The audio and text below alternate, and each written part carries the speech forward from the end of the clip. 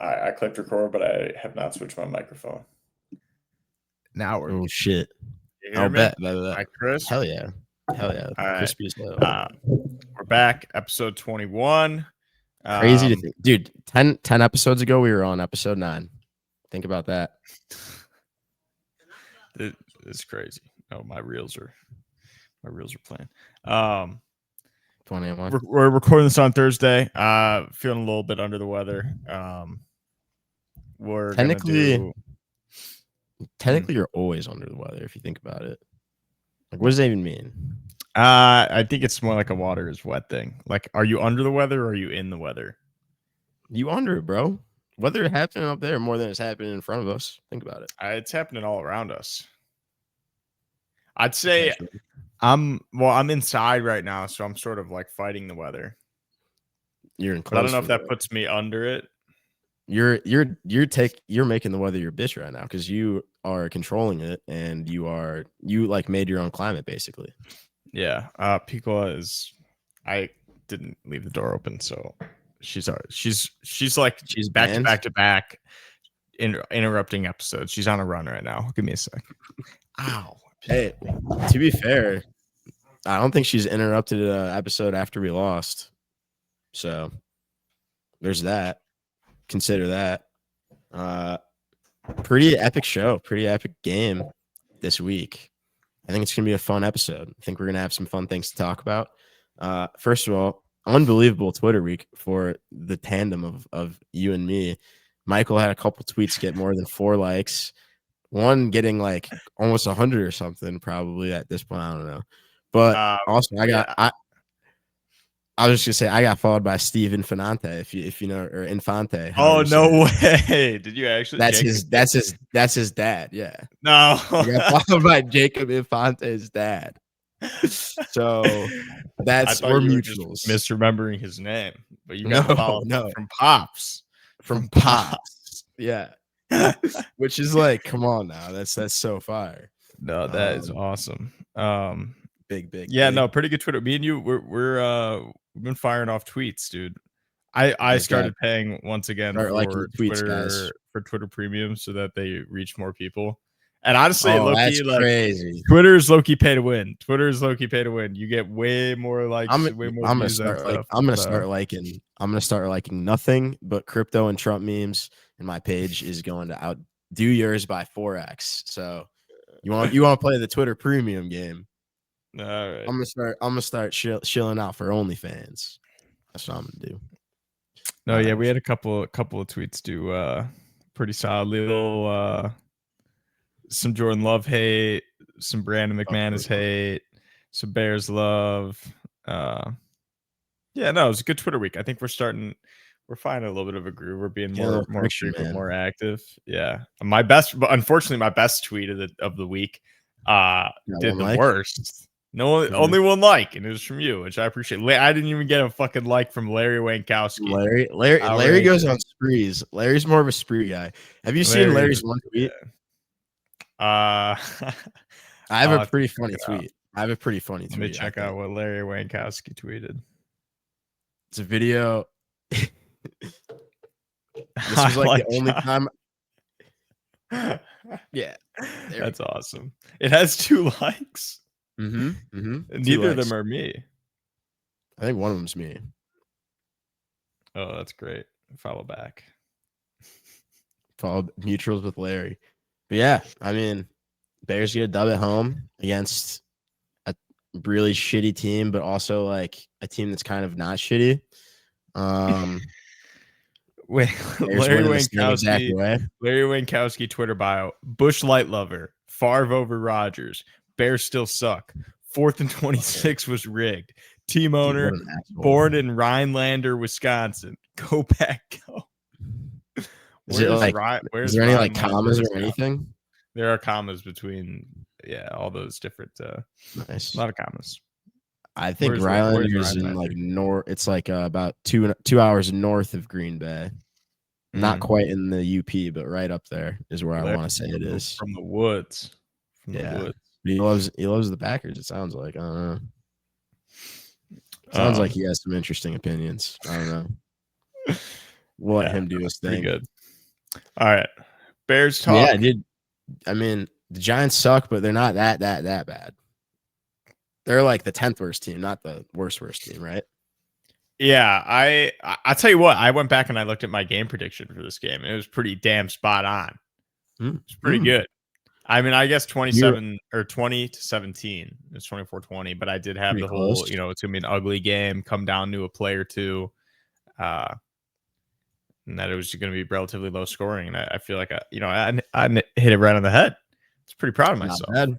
That's pretty good. That's pretty good at analysis, and people won't give you credit for it. They're going to steal it. They're going to steal credit for it, actually, which is because we live in a rigged world, But that's pretty awesome. I mean, I think if you can kind of see the Bears script, like if you're kind of a clairvoyant Bears fan, like it's because this team always, no matter what, will kind of have like their Bear moments. They'll have their Bearisms where it's just shit that doesn't happen to any other team happens to us in both directions of positive and negative.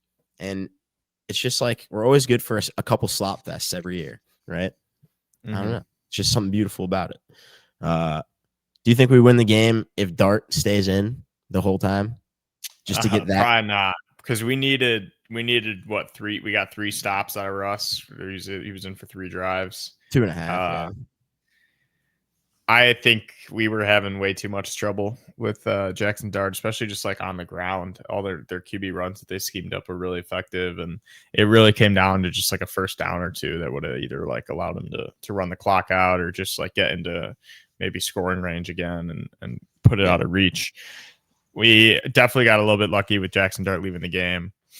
That being said, you play who you play. You play who's on your schedule, and it was Russie. We had Russie on the schedule this weekend, and Spino pulled it out. Spino, play Spino. Yeah, for sure. No, we limited Mr. Unlimited. It was a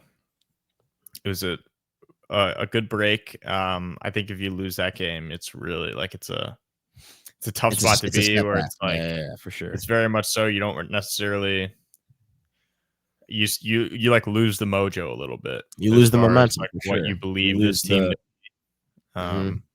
Because if you drop that game, it's like, okay, well you're 5-4, and it's like, who have you really beat?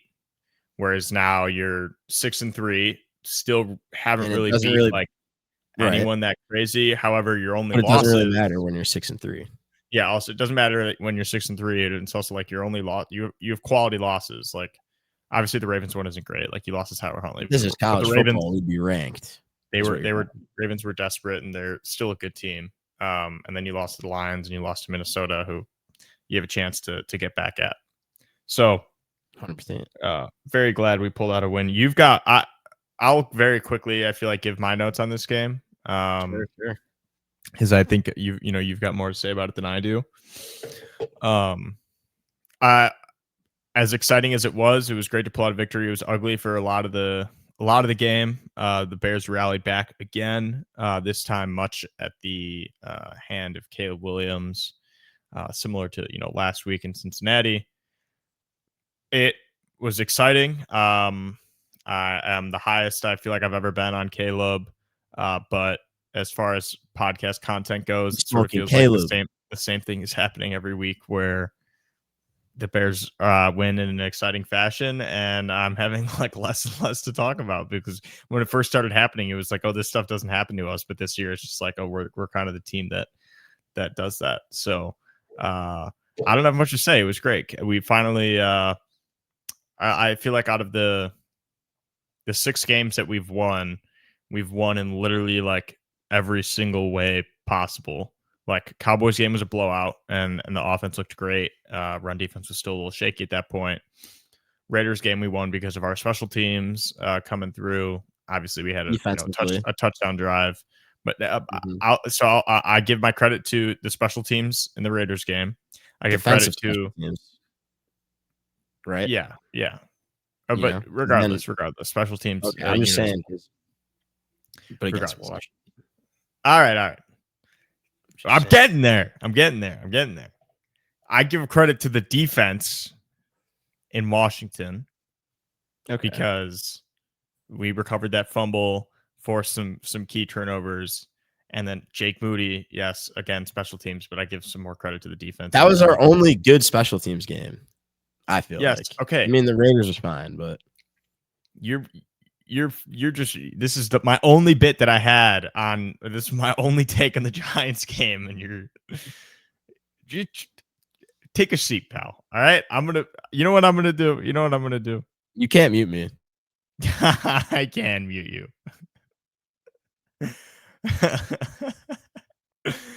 All right, no, I won't do that. That's mean. That's bad podcasting. That's horrible. Yeah, it is.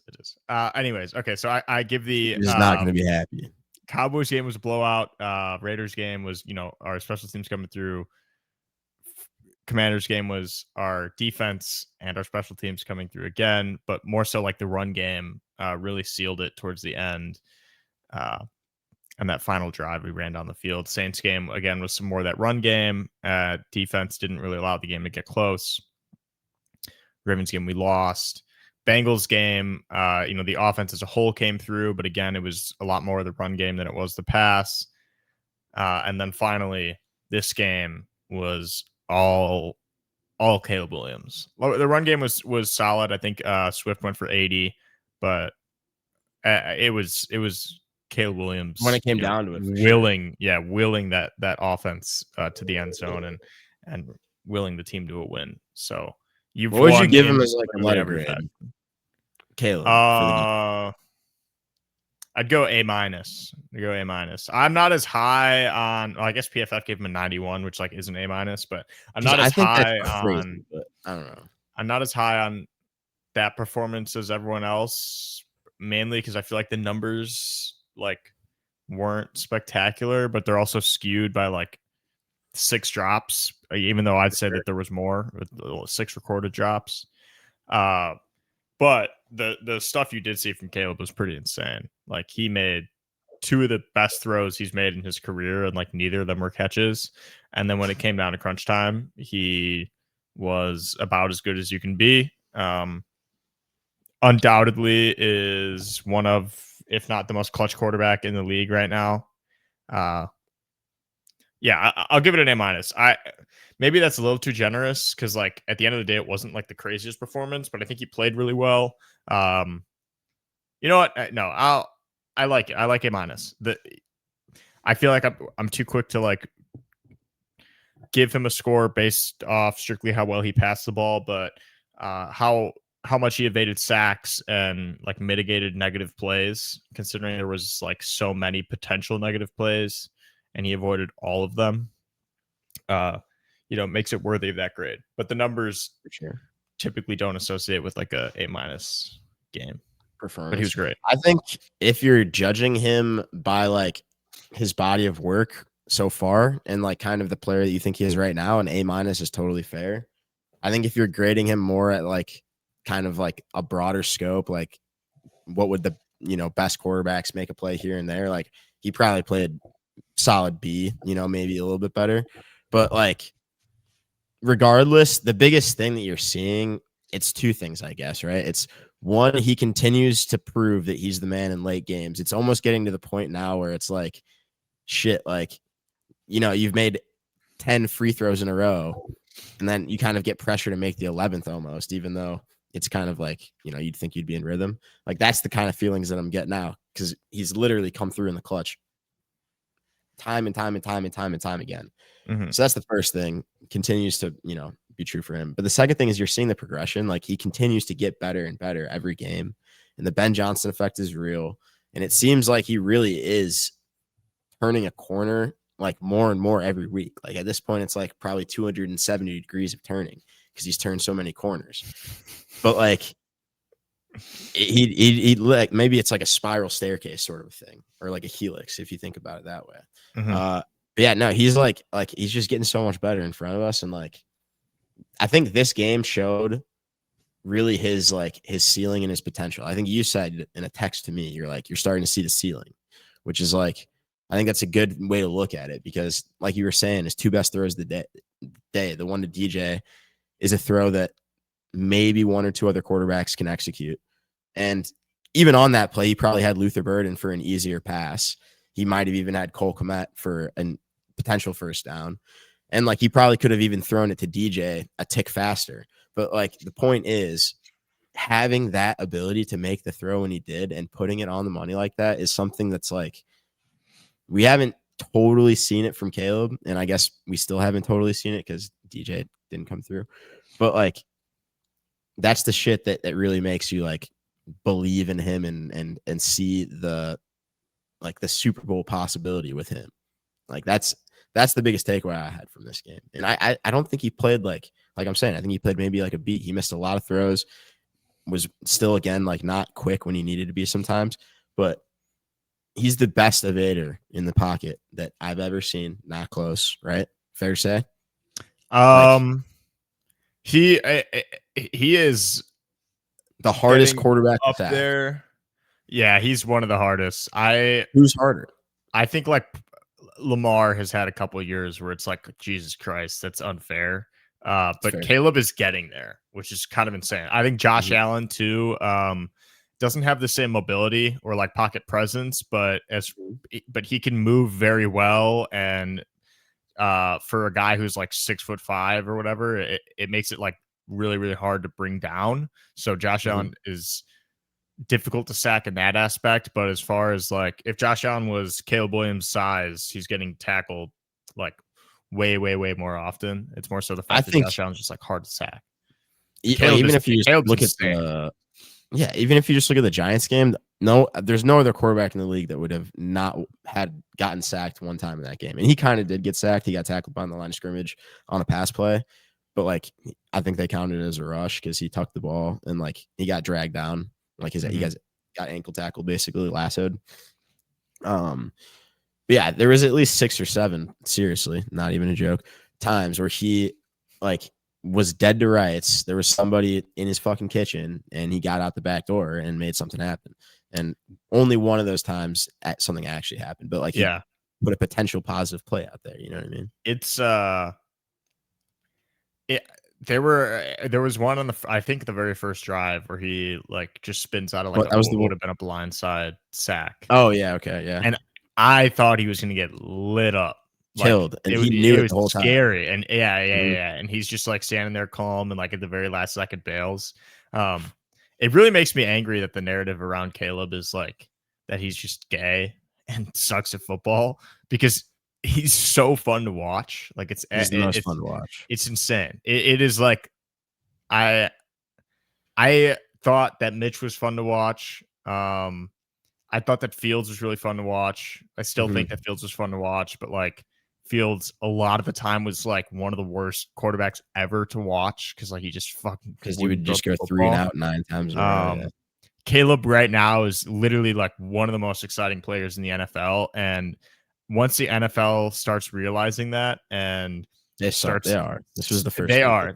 I think this is they're finally starting to. Once the NFL starts to realize that and like puts that shit on tape instead of like him being pissed on the sideline because Shane Waldron is his coordinator or because Eberflus is his coach, or putting his fingernails or his matcha and his wired headphones like on blast because it gets a ton of like comments of people like talking about how he's like he's just gay. Like that's just immediate, just the straight like it's just the high card. Like once the NFL starts realizing that, the Bears are going to become like he has faced the league. He has faced the league potential. Yeah, America's team, but like I wouldn't even say America's team because like I feel like the Lions he'd be more like Rodgers.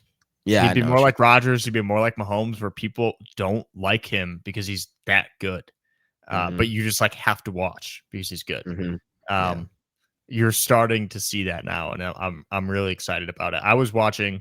There's a video post on Twitter of like his deep ball passing, like every single deep ball he threw last year, and it was really bad because like he sucked in the deep ball last year.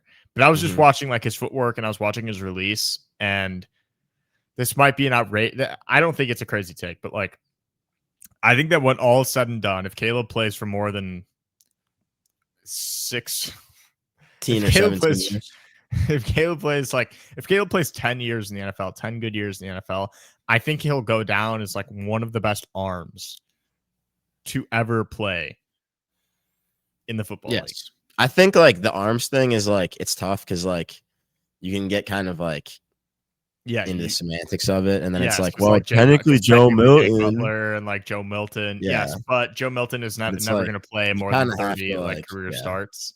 Jeff George could throw it 74 yards, 75 yards, but it's like you kind of have to be able to use it in the right way. It's not just who can throw the fucking egg the furthest, you know. No, but Caleb like can low key throw the egg the furthest, and he's like evading sacks better than anyone in the league right now, and they're winning football games. I think like if he wins one Super Bowl, he could go down as like one of the best just passers. Like maybe not passers, but like arm talents ever. For sure. I mean, dude, the throw against the Cowboys to Luther, right? I watched that back. I was watching that back. It's basically like if you like the way his feet work on it, it's basically like if you were standing on like a balcony with no railing and you had like 2 feet in front of you and you had to throw a football as far as you can. Like you can't step into it at all. He gets it and he does like one vertical hitch and throws it 65 yards. He's inside his own 25 and the ball gets to Luther Burden's hands inside the opposing 20. Like, it's one of the like the Justin Fields throw against Clemson is awesome. Like that throw is beautiful. The shot is great. It's also like it's college football, so you get the white on the ball, so you could see it spin a little better. But this throw from Caleb is like to me it means more because it happened in a Bears uniform and it happened in a win and it happened like this season when all's going well. Is crazy. Like that throw is going to be like among the highlights that'll get played when it's like, holy shit, Caleb Williams is like, I hate the like generational talent, but like, I feel like that's what we're starting to see is why he was dubbed that.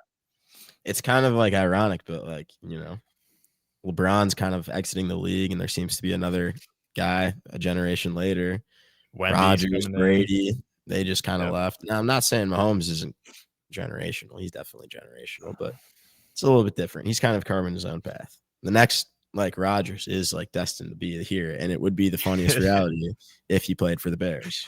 Also, okay, so at some point we're gonna have to talk about the Packers, who fucking lost because they suck. They suck, and Jordan Love sucks. Jordan Love sucks, and we talked about this. We talked about this right before the season started, like 10 episodes ago, episode 9, when Jordan Love or when they signed Micah Parsons. And we said that if Jordan Love does not play like a top 10, top 5 quarterback, and you don't win a Super Bowl these next 2 years with Micah Parsons, you're fucked. Like you're paying Jordan Love $50 million. You're paying Micah Parsons $45 million. You can't pay anybody else. So Jordan they're going to be totally out of it. They're going to be like, I don't give a fuck. Yes. So they're kind of screwed. Man. They're kind of screwed.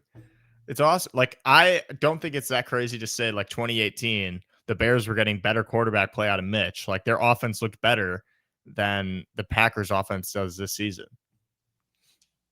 Like, I know, whatever, all the advanced metrics will say Jordan Love is, like, a top 5 quarterback. But the reality is you're not scoring points and you're not winning games. Like, and it's not like you're really, like, you have fine weapons, not, like, worse than the league by any metric. You have a good offensive line. Tucker Kraft going down is, like, a huge loss. But you'd think that would affect, like, maybe the week after it, though. It's been 3 weeks, hasn't it? Like, he got injured. It has been. It was the week. I think it was 2 weeks ago or last week versus the Panthers. Okay, fair enough. It was lucky last week versus the Panthers. Yeah. Okay, fair enough. So I think you got to give him a couple weeks because he was literally their like number 1 guy. But I don't know. Yeah, the Packers suck. We're gonna beat them. I'm like so confident.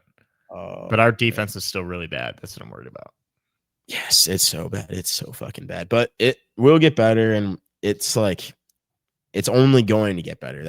I guess that's the way to put it, right? Because I mean, we're only going to get people back. We're only going to have more time to gel and whatnot. But yeah. Did you have any other notes specifically about The Giants game. Yeah, I have like a lot of shit to say, random shit. Like one thing I'd love to see like Caleb wear a Fitbit because he might run the most. I think he might move the most out of any player in the NFL in terms of point A to point B. Oh, well, Next Gen Stats does all the player tracking, so I'm sure you could. You could do it. Yeah, you could. You Find might out. actually be able to go just on the Next Gen Stats website and go on all of his plays and see how much distance he runs. I am like almost certain that he runs more than anybody else in the Bears. Maybe some of the receivers do because they're running routes. I was gonna say basically every receivers, play. like, yeah. But if you talk Caleb's about up there. live, it's only tracking live, right? Like if a receiver runs 40 yards down the field, plays over, they don't get like 40 more yards for coming back, right? Correct. Yeah, it's only the actual play. So I do assume Caleb has a number of plays where he's just in the pocket and like the receivers are running the routes. Mhm. And like every single time that Caleb runs around, the receivers also run their route and then also run around. So maybe it's not, but like Caleb among quarterbacks probably covers more distance than anyone else in the league. Yeah. I just have kind of like bullet points, I guess. So like another thing, the running backs in the receiving game, I feel like they're not doing a lot outside of the designed receiving game. Like our screen game is fire. When we throw it back to the running back, we do it like once or twice a game. It seems to always fucking hit, seems to always be the perfect time. And that looks great. But like out of the backfield, I feel like they're really slow to like get open if they have any sort of like blocking assignment or like anything. Like especially Swift, like it just seems like when he's a check down coming out of the backfield, like he just doesn't really do a lot to get open and doesn't really like get to a spot quick, I guess. And I feel like he never catches it as like an option for that unless the play is so broken down. And it's been like Caleb running around for like 3, 4, or 5 seconds and then he finds them like randomly. Because that's usually like an option for most teams, I feel like. Yeah. I don't know. And I also, haven't paid much Manan attention guy to dropped that. one too. Manan guy dropped so did Swift did too. Yeah. On 4th down. Exactly. So like that's something that could definitely improve. I think like a lot of people came away from this game with the big takeaway that like Luther has to be playing more than Olamide, which is like valid, obviously. Like he's so much better. But I don't totally think that that's like ready to happen. Like Luther Burden, I don't like think when he was playing in high school, they just gave him the fucking ball and they were like, dude, we're just going to find a way to give you the fucking ball. And then at Mizzou, he didn't play in a really complex offense. Like they kind of sucked. They basically just gave him the ball again. Like they had another good receiver, Theo Benedict or whatever. But like, I think this is like his first real offense that he's trying to learn. And it's an NFL offense and it's like not easy. And unless like, I do have a solution that could work, but I don't like, here's what we could do. We could send Tyson Bagent out, right? Every single play that Luther's in and have him stand next to him and tell him exactly what to do. And then Tyson can just be like, you know, maybe like a quarterback decoy. He'll just like stand in the back. He'll just stand in the backfield and wait for the next play. But I just don't think that like Luther is like comfortable enough in the offense yet to like have a high number of reps. But he needs to get back out. He needs to get out there more. My thing with that is I agree. So like Ben in the press conference on Monday, they asked him about that with Luther getting more reps. And they said it comes down to like a trust thing between Luther and the staff and Luther and the quarterback. And like, obviously he's getting there. Like you're starting to see his snap count go up. I think Luther played 49 or 50% of snaps this past week. And Olamide played like 57. Okay. So you're already seeing like Luther, you know, start to take that role. I think the thing is, if Olamide is going to continue to play at the level he has, then he's going to get himself benched because like he has not been playing well at all, in my opinion.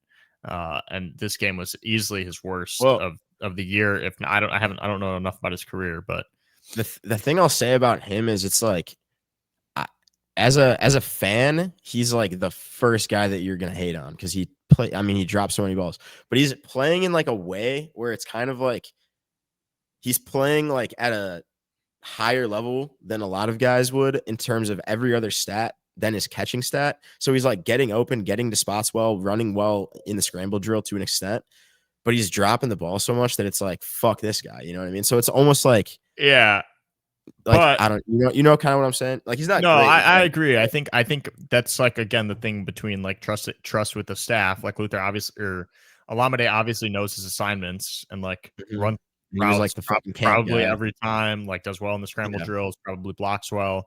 So you need to know that Luther can do that. But at some point, you're like faced with a decision where it is Olamide's drops going to be more detrimental to the team, or is Luther not being 100% with the playbook or with Caleb going to be more detrimental? Right. And this week, I think Olamide's drops are more detrimental, and if it continues that way, then you're just going to lose. You're just going to lose your reps. Agreed.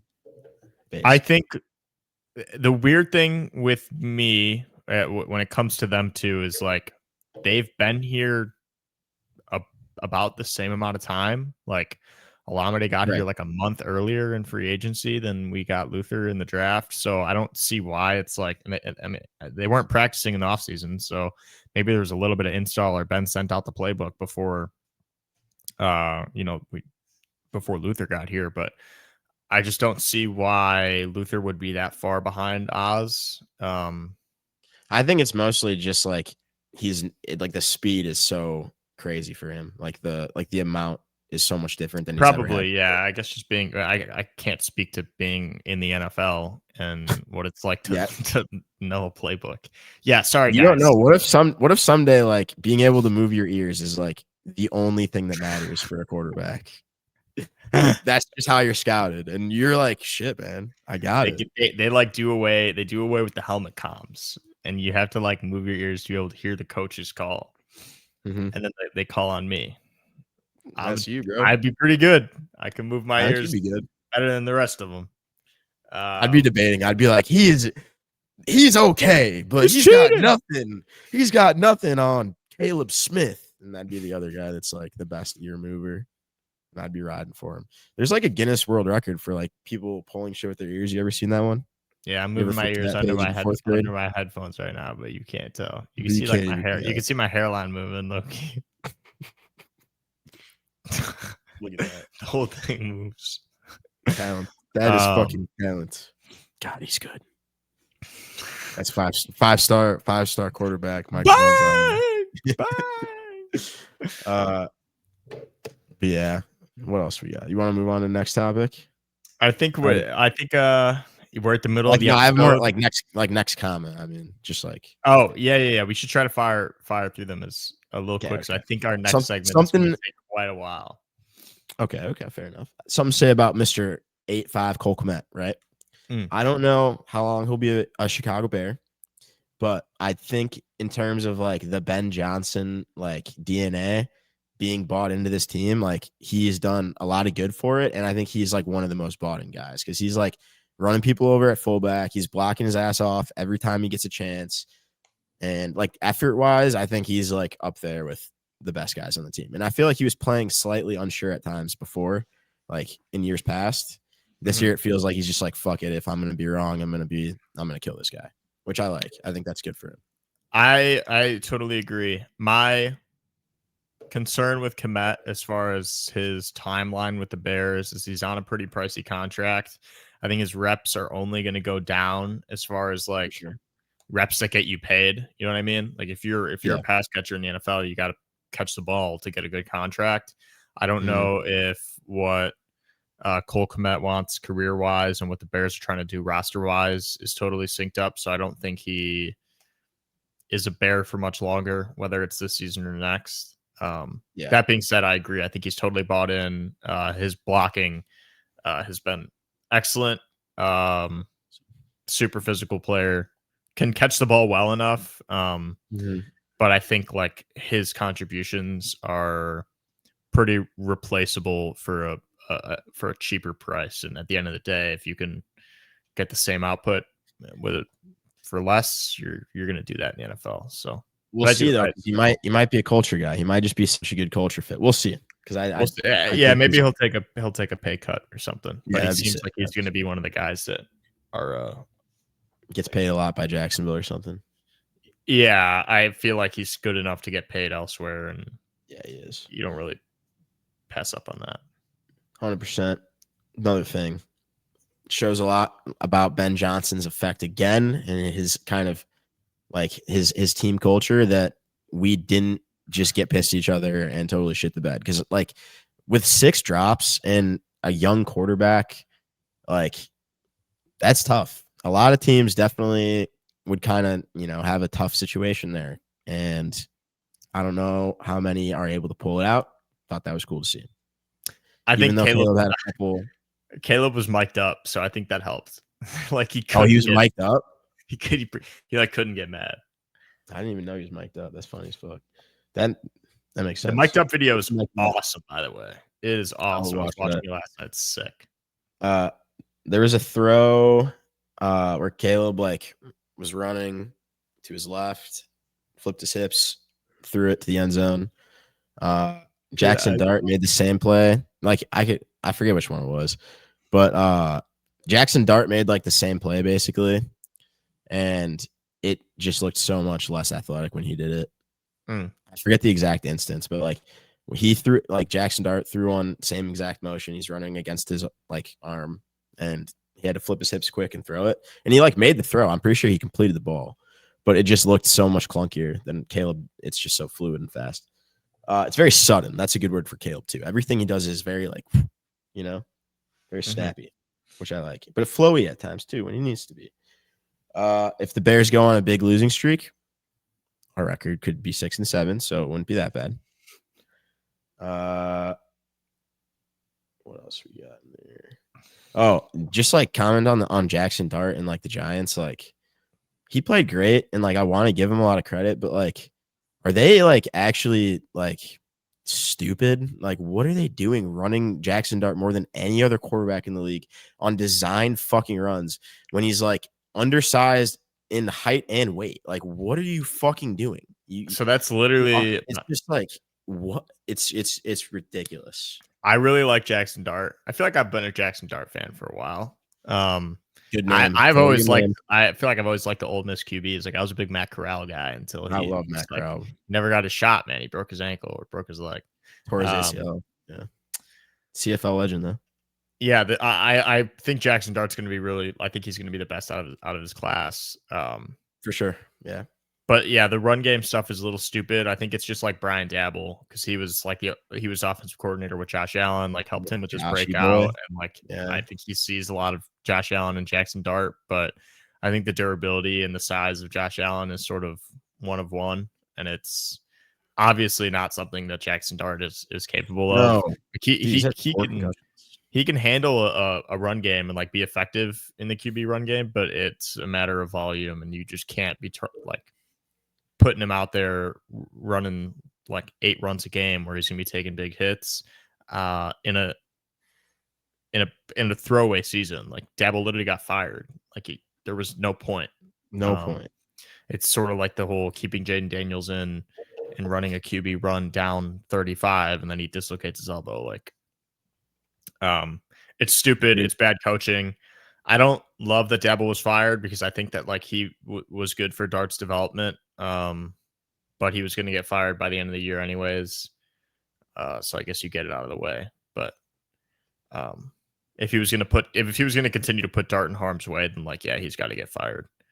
But the Giants are going to be good. I think they're going to be contenders in that division for the next, throughout Dart's rookie contract. Like there's a window there for them to be in the playoffs between like the young core that they have is pretty insane with Scatabo, Neighbors, Abdul Carter.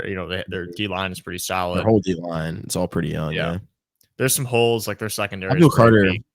We'll see about Abdul Carter, but he does not have good numbers, but the film jumps out. He's a freak. I think if they get the right coaching in there, he's gonna be a monster. Could be a monster. Only had 2 negative plays outside of QB knees. Pretty cool. It was the it was the Caleb got like sacked, but he didn't get sacked. And then DeAndre Swift on 4th down or 3rd down when we had to kick a field goal and we probably didn't want to kick a field goal at the goal line.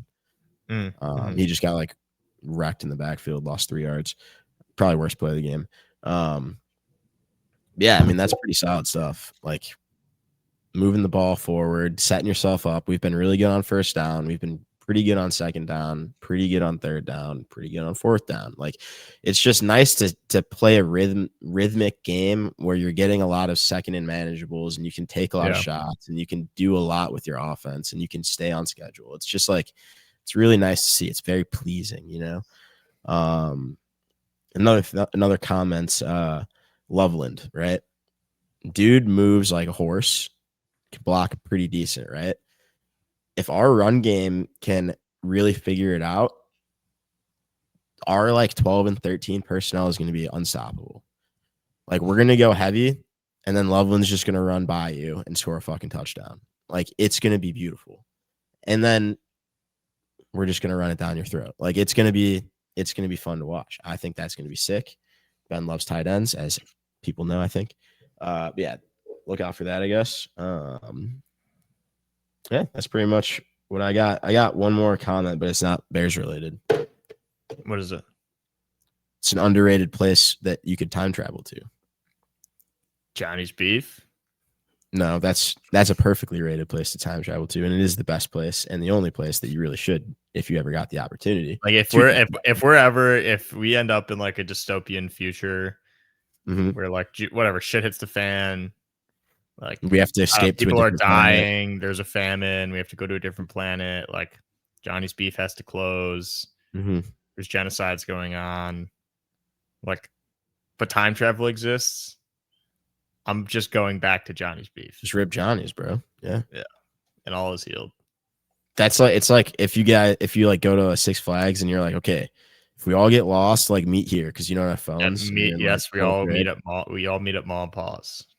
Yeah, I'll meet at Mom and Pa's. Like Johnny's Beef. That's the place. If you're listening to this and you're and this is an apocalyptic situation, all right, I'll give you here's a question: if we're on the wavelength, we know we're meeting at Johnny's Beef, but when? But when are we meeting at Johnny's Beef?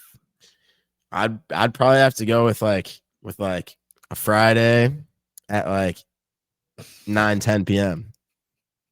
What year? Is that pretty good? What year? Ooh, that's what I'm talking about. We're traveling through time. We need to know when we're going to Johnny's Beef. I mean, I guess the year technically would be 2019 or 2018. I think it was 20. See, I'm going there in the fall of 2020 on a Friday night. Yeah, wasn't that 2019 though? Oh, you're right. Yeah, you got it. We're on the same wavelength. We're on the same wavelength. Yeah. We're going after Meadows football game. After Meadows football dub. After a dub. The only Friday, only undefeated on Friday. Yeah. Undefeated on Friday. Oh, you're frozen. Oh, you're back. We're back. Undefeated on Fridays. Yeah, we're going after game. Spino's pulling up in cleats. And we're in cleats, bro. Yeah. And all is good. All is well. All is fucking lit. But yeah, actually getting to the comment though, underrated place to time travel to. The least likely 300 bowled game. So like basically the worst bowler that's ever had a 300. You're just time traveling to them because it's just like you would just like be a fly on, like bowl in the lane next to him and just like kind of watch it happen. I think that'd be kind of cool. Because it's probably going to be someone. If I ever bowl a 300, I'm going to be like looking at the dude next to me and being like hella sus of why. See, exactly. Yeah. But see, I like think about he hovered in. He hovered in. He's wearing clothes that haven't come out yet. He has like a Bears Super Bowl 80 like sweatshirt. like a fucking Bears 2006 NFL champions. Yeah. Super Bowl champion shirt. You're like, wait a minute. But I think if you bowled a 300, you wouldn't be the worst bowler to ever have one. That's why I think it'd be pretty amazing because you'd see like your average guy, and it would just be like, whoa. So yeah. Sick. But yeah, we have a segment now. We do. A fucking segment. We are 3/4 through the episode, but we're halfway through the season. This worked a little better when we were halfway through the episode. So we're doing some mid-season awards. We've got a few categories. Graham and I have picked out some players. I don't know about you, but I don't have no players taking home more than one award. Every award is going to a different player. Yeah,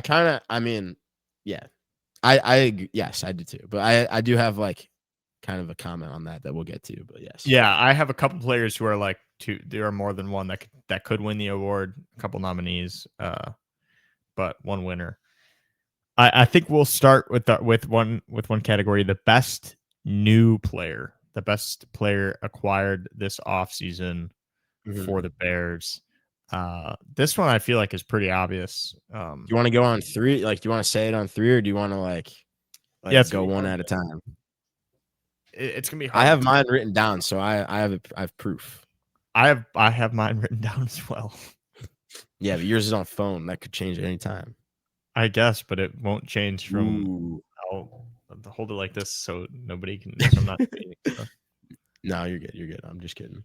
All right. Best new acquisition. I've got 3, 2, 1. Joe Thuney. Thuney. Yeah. That one's obvious. 100%. That one's obvious.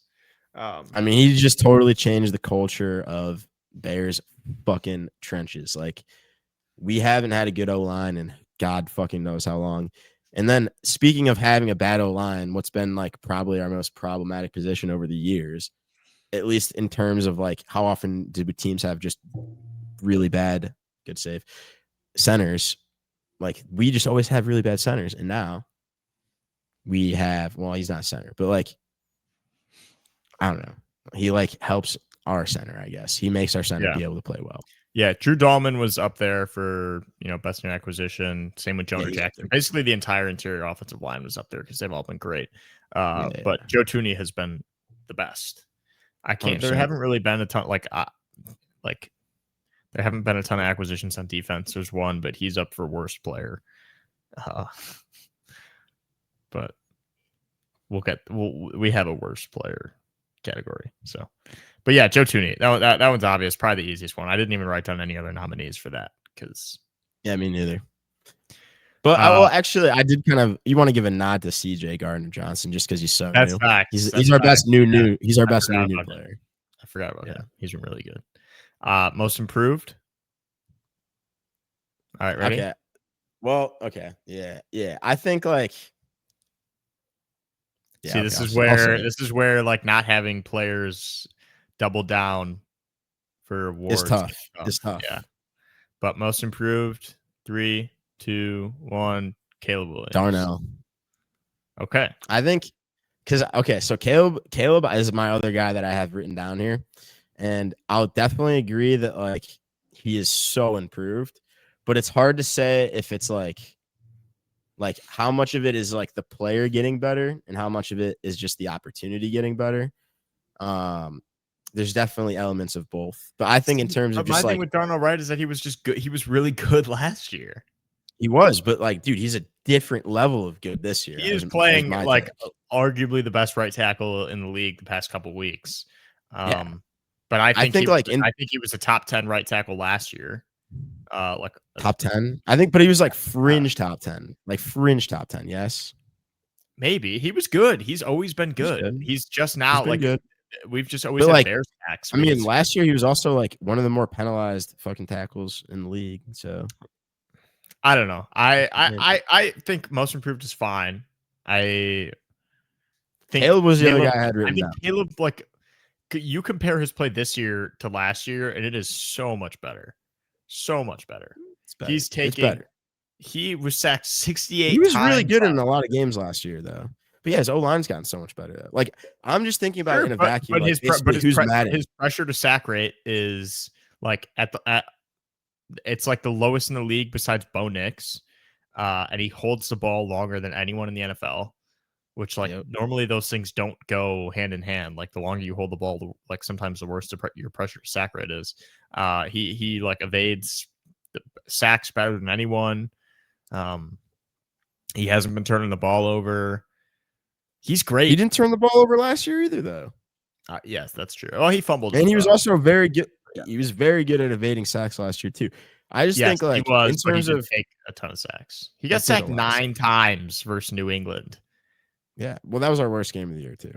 That game sucked because they weren't even good. But I think, like, in terms of Madden overall rating from the end of last year to right now, I think it's the clear 2 guys that have improved the most, or that would have the highest rating jump, would be Caleb and Darnell. But I think think great Darnold's argument. Madden ratings is a great argument. That's really hard. That's actually very tough to beat because I think Darnold Wright is gonna have he's gonna be like an 88 overall by the end of the year, and Caleb just won't. He'll be like, yeah. See, that's what I'm saying. That's what I'm saying. Fair enough. Okay. Offensive player of the year. So now I think we're gonna flip flop. I have Darnold Wright as my offensive player of the year, and I would take. You've got Superman. Caleb. Yeah. And Darnell was the other guy that I would consider for this. Yeah, but okay. So my take with this is that Darnell Wright is our best player on the offense. He is. But is Darnell Wright winning the Heisman? No, but when we're talking in the context of one guy has to take home most improved and one guy has to take home offensive player of the year. I don't know what the fuck is happening. That's happened before. I don't know. Shit's wild. Darnell Wright is more fitting for offensive player, and Caleb is more fitting for most improved. I think that's fair, but I just think when I think offensive player of the year, it's hard for me. It's hard for me to go lineman, and I love the lineman. I love me some fucking trench. I'm a Michigan fan. I love the trenches, right? But I'm just thinking like Darnell. It's hard for me to give Darnell Wright offensive player of the year. He's, I think, our second most important offensive piece. But who would affect the offense more if they replaced them with their backup versus anybody on the team? If you replace him with the back, okay, no, that's such bullshit. The quarterback, not a backup, not a backup, but like a mid player. Who do you think? Because backup, it's too much variance. But instead of like Tyson Bagent, like replace it with like fucking. It's still the most important. Trevor Lawrence. Replace it with Trevor Lawrence. And like Darnell Wright, it would be like a mid quarterback. No. This is stupid logic. I'm just saying Caleb is the most important part of our offense, and he's been great, and he's our offensive player. It doesn't make him. I don't know. You know what? Do you want to know something? Do you want to know something? What? I wrote down Darnell, but for the sake of TV. Oh, you had him for both awards? Yeah, I had him for both. Okay. All right, fair enough. Fair enough. All right, Depoy.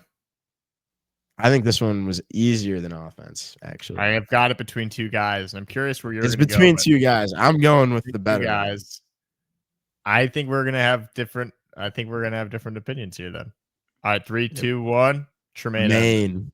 Maine. Oh, okay. All right. Fuck yeah, come on. Nice. Maine all day. Dude, he was on my list for most improved. I almost went Tremaine for most improved. He could have been most improved, but the thing is, like, it's giving him that one. It's almost like comeback player of the year because he just like sucked for some reason last year. Like he didn't suck. Yeah. He wasn't good last year when he had been good before, and then he got like a team that like wasn't ridiculous. Good save. And terrible save. That was a good save. Good save. But now he's like actually playing at a very high level, and for as much of Ryan Pohl's haters, truthers, and doubters that we tend to be, him versus Roquan, what are they calling him? Give me his nickname. Rapequan Smith.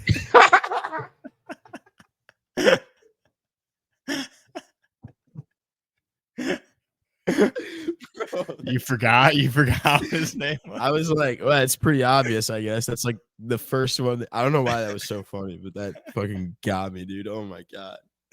That's tough. Don't Google or never ask South Africa. Never ask a man his salary, never ask a woman her age, never ask Roquan Smith. Some would call him something else, what he was up to, and where was it? South Africa? Yeah. Damn. Crazy. Tremaine and TJ Edwards have been better, like more impact than Roquan has been for the same amount of money. Although Tremaine is making like still like the most money, like a lot of money. Yes, now he's making a lot. Like not much less than Roquan, not crazy amount less. Also, shout out to the guy who you thought I think you thought I was going to say Kevin Byard. Yeah, that's who I was between. Was Maine and Byard tied for the league lead in interceptions. Byard would be number 1 if the interception in the Bengals game didn't get called back, and then Tremaine ended up getting one anyways. True, which tied him at 1 with Byard. Byard's been great. He's been really good. I will say that like when you kind of have a more pure ball hawker like him, sometimes you can have games where it's just like he can be kind of invisible or kind of like he won't show up as much as other guys. Just be like if you're playing the Bengals and like everything is open all day long, it's just like, well, okay, tough. Yeah, but whereas Tremaine plays like the most active position on defense. Right. You're going to be everywhere. You're stopping the run. You're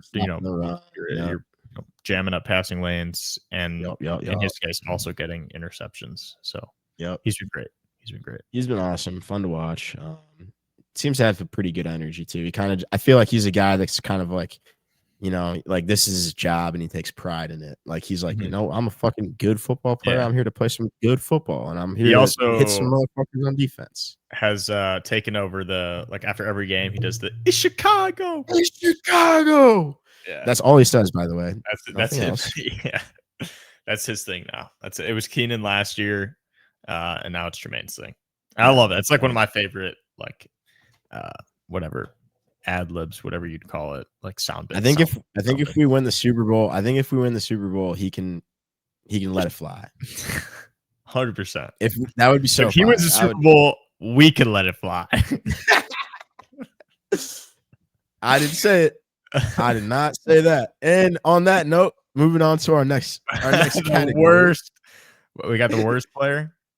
Worst player. I think. Wait, should we do rookie of the year next first? I forgot to text you rookie of the year, but I was gonna ask if you wanted to do rookie because I was looking at new and I was like, could be rookie, but no. I mean, I think rookie of the year is like, it's interesting. I don't know. I think it's a 2-man race.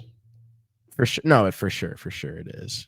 It's a 3-man race, but it's a 2-man race. Yes. Yeah. I'm taking my boy. I know where you're going. I'm going Kyle Monungai, and I know you're going. That's great. And in Kyle Monungai's best game of the year, my guy made the game-winning play. So that's good for you. Yeah. No, they both had excellent games. They both. I think they're both going to be impact players. I think it's more likely Loveland gets a second contract than Monungai, just because like running backs don't really get them.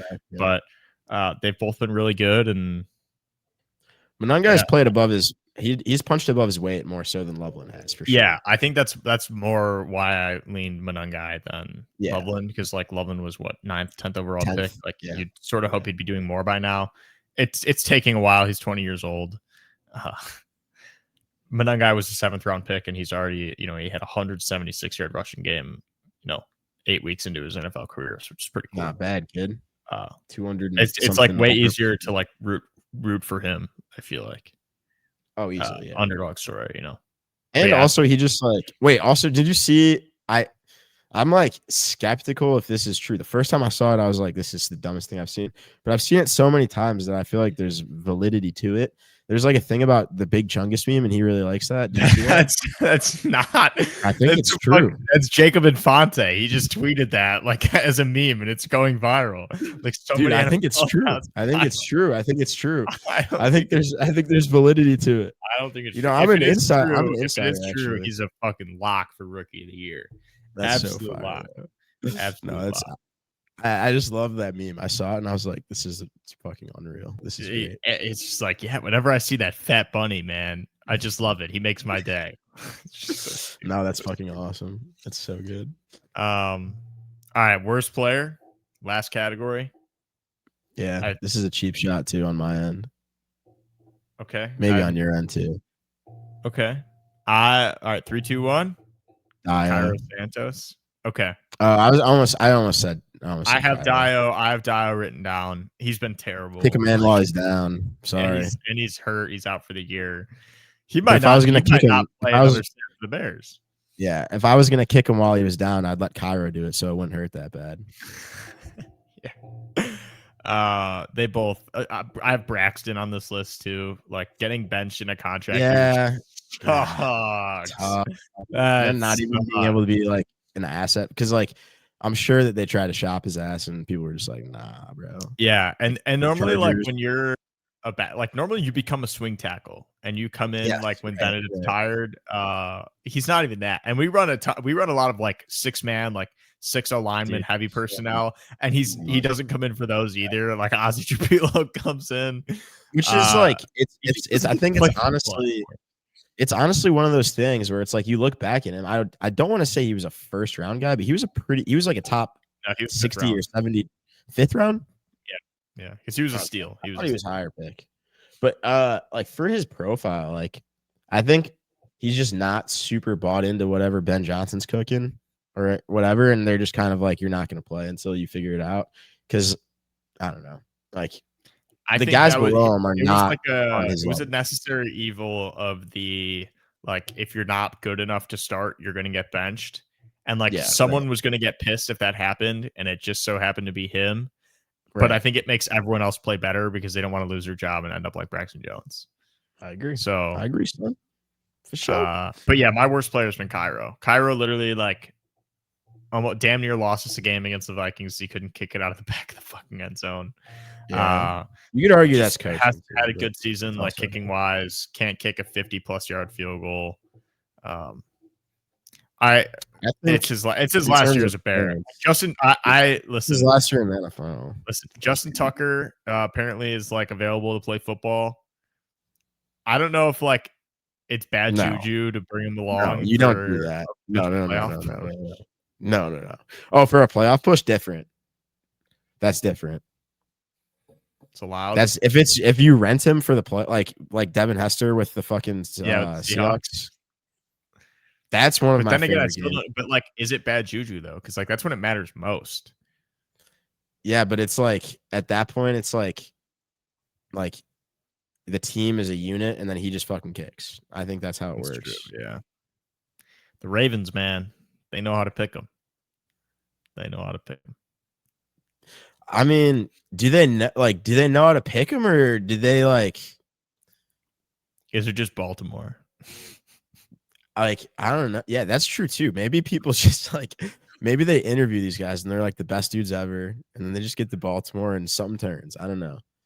I was gonna just say I think it's more of a situation where they kind of like they seek it. Like, I don't know. Maybe that is what you know how to pick them means.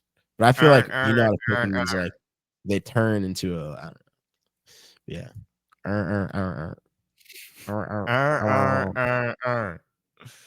That's one of the better videos that exists. Yeah. Absolutely. If you don't know that video, it's just like it just sounds. It sounds so ridiculous.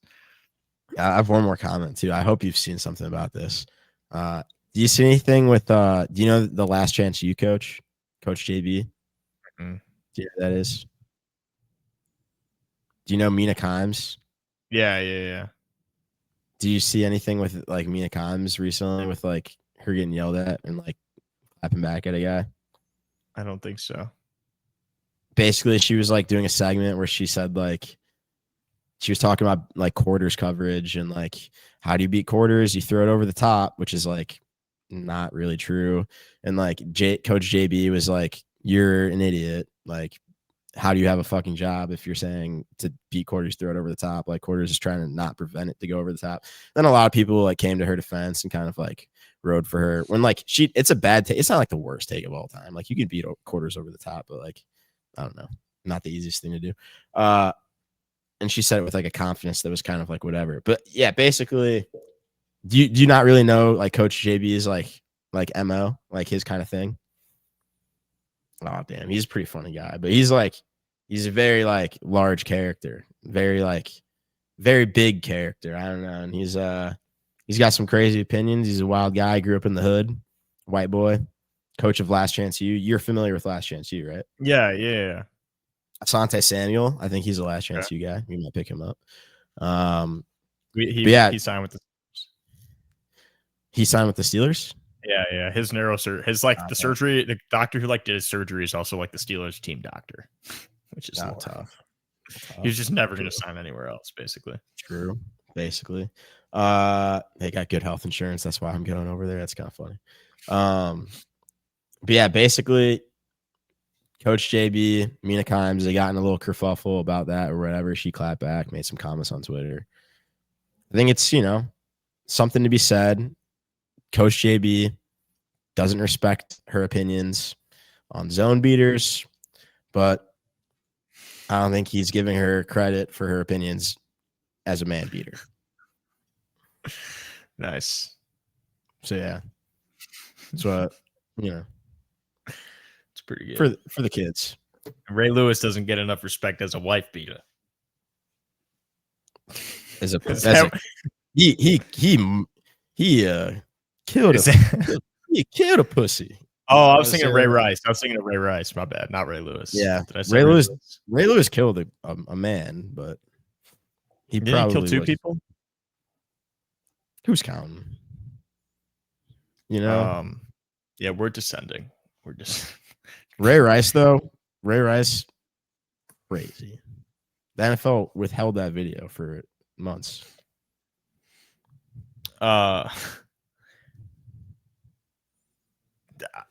Sorry. I'm like, my mind's in 2 places at once. Do we want to?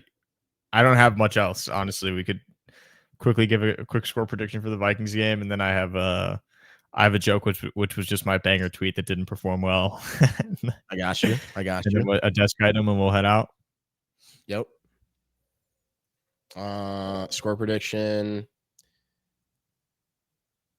28-31. Minnesota wins. Ew. No, 9 fucking sucks. JJ McCarthy. Dude, 9's so good. Dude, y'all hate on 9. Y'all hate on 9. So ass. He is so ass. No, I think the Bears, it's gonna be a high scoring affair. I think it's gonna be. I think we might lose, low key. It might be like, because I think we might get into some trouble, like special teams. Something stupid might let us down. But I can't pick us to lose though. So I'm gonna go 28-27 Bears. I think it's just gonna be a game where we're always behind 2 scores, and then Caleb does his thing, and then like instead of getting the ball back, they just like run the clock out or kick a field goal to go up by like 10 points. No one heard that, by the way. Still can't hear it. I don't know what she's barking at. She's barking at something. But yeah. What do you got for us, sir? Yeah, all right. So Theo Benedict, Bears. I haven't like written this out as a joke. Like, neither is I for mine. Tweet. But yeah, Bears left tackle Theo Benedict was getting interviewed about Caleb Williams about when the game's on the line, and Theo Benedict said he's like a vet. I was joking with him. We call it C. Willie time because he's just cool as ever in the 4th quarter. Some just in him really rises to the occasion. And C. Willie time is what got me banned from going within 500 feet of any playgrounds. It's C. Willie time. Yeah, you guys get not it? A single like outside of yours. What the fuck is she barking? Yeah, because I know true arts. My Twitter likes are awesome. Yeah, that was banger. Unfortunate. I gave you. I'm pretty sure I reposted that, right? Retweeted it. You commented on it. I think I retweeted it too. Maybe I didn't, but I commented on it. That was a banger. Very good. Very good. Sipping on that Matt Khalil is doing all right. It's got a few likes over a few days. Wait. Yeah. You're at fucking the JLs. Yeah. Shout out to Matt Khalil, bro. That's a fucking gold mine. I should have wrote a joke about that. But yeah, that's pretty good shit. Who's his wife? Some famous girl. I don't know. Something. 2 Coke cans stacked on top of each other. Crazy. I wish I could hurt a girl. Yeah, I would give anything to hurt a woman. This is too niche for our listeners. If y'all know, yeah. If you know, you know. Y'all know. Go to r/sp hates Matt Khalil. Yeah. They hate small penis problems. I'm pretty sure. I would give anything to get divorced. Yeah, for my penis size being too big. That is somebody's fantasy. You got it. Yeah, Matt Khalil is living out someone's dream in the SP subreddit right now. They wish a video like that would come out about them. There will be like fanfic about this for sure. Yeah, 100%. There's someone like in the r/SP subreddit who just has a picture of Matt Khalil on their wall, like on a dartboard on their wall. Well, okay, this is awesome. This is desk item number 21. 21. Football book. 21. Is this a new purchase? No, this is not that. Dude, good. What? This is all right. Put this out on the coffee table, like upstairs. This is fire. I've never seen this before. This is like it's a good hangout flip through. Can you name? Can you give me a couple? Give me a couple of these. We got the bus. We got Franco Harris. We got Brett Favre. We got maybe a little John Elway. We got Michael Strahan. Is that OJ? Is that OJ? Where? Like right next to you? Like right next to your eye? Jim Brown, is it? Oh, this one? Yeah. It might be. It might be OJ. There's Jim Brown below him. We got Peyton. Maybe Larry Zonka's on there somewhere, but I can't find him. Seems like he'd be on there. Is that Troy Polamalu in the top left? Top left. Who is that at the bottom? That Charles Woodson? Darrelle Revis? Who is that? Who, this guy? Yeah, his face is cut off. I don't know who that is. Jets? Is that Jets? I can't see. It might be Daryl Green. Maybe. I don't know. That's a cool book. Very cool. Tom Brady. Nice. Give me a page number. 6-7. Yep, exactly. It was never going to be anything else. It was never going to be any. Oh, I just opened it to this guy who we talked about on the podcast at one point. Concrete Charlie. Toughest player ever. Is that who? Dude, it's actually going to be fire to go back through this because I haven't looked at it in a minute. And like, oh, no way, dude. You asshole. Page 6-7 is a Bears player tackling a Packers player. Nice. That is awesome. That is pretty fucking awesome. Or Buckus, sorry. 51. I believe so. It would make sense. But yeah, that's pretty epic. Shout out to it. Sports Illustrated, the football book by Rick Riley. It's introduction by Rick Riley. Shout out to that guy. Shout out to the legends in this book. Shout out to you, legends. What? Like and subscribe. No, don't. You don't need to like and subscribe. You don't need to like and subscribe.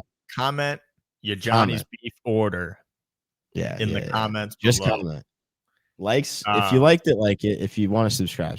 But yeah, I will go to you in the comments. So real quick on the schedule, outside of NFL, we got a big week coming up in about 2 weeks' time because we're gonna have one of our listeners will be back in town, and another one of our, I don't know if he listens, but Draper will also be back in town. The whole squad will be back. It's gonna be awesome. We're gonna play Turkey Bowl.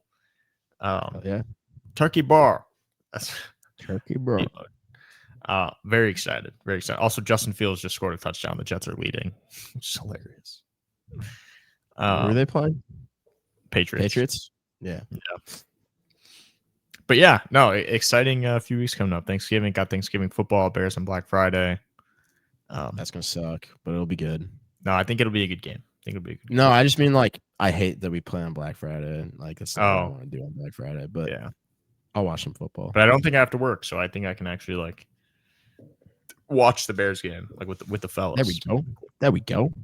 Oh, there we are. That was a good one. All right. That's all we got. Have a blessed week. Yep. Comment your Johnny's beef order in the comments below, and we'll respond. Comment your Johnny's beef order. We'll rate it out of 10 what your order is. Mm-hmm. Better 100%. Best not be getting no pepper and egg. Yeah. Mike will give you big points for adding hot sauce. Yep. All right. See you. Peace.